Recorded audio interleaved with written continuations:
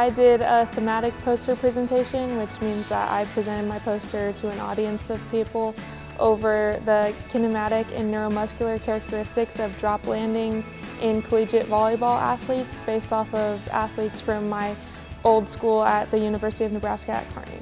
It focused specifically on drop landings, and what we found was that there was a significant amount of more peak force on the right side, more impact force on the right side. So what that meant, and it was only in the outside hitters, which they're the ones that are hitting. So that meant that their right side was producing more force, but it was also absorbing more force when they landed.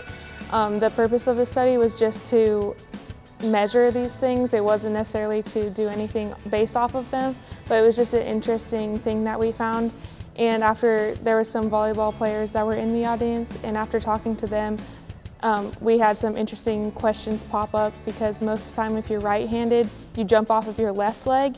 So it was interesting that we found that their right side produced more force when you would think if they were right-handed, their left side would. So the most exciting thing was being able to apply my knowledge in both strength and conditioning and athletic training, and being able to give both perspectives on this study.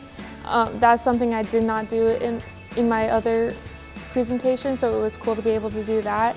And just based off of research, even if it's not something, I personally love boxing and I love combat sports, but I just love sports in general, so it made me realize it doesn't have to be super specific research just in combat sports to still have some interesting discoveries, or you still want to be involved even if it's not specifically what you're interested in. It is very valuable, especially in the first year of my PhD, being able to do a thematic presentation. It's a step up from just a poster presentation, so in my first year to get the experience to have to talk in front of a lot of people, it was very valuable, because I know I'll have to do that in the future, so the more comfortable I can get with it, the better that I'll be at it.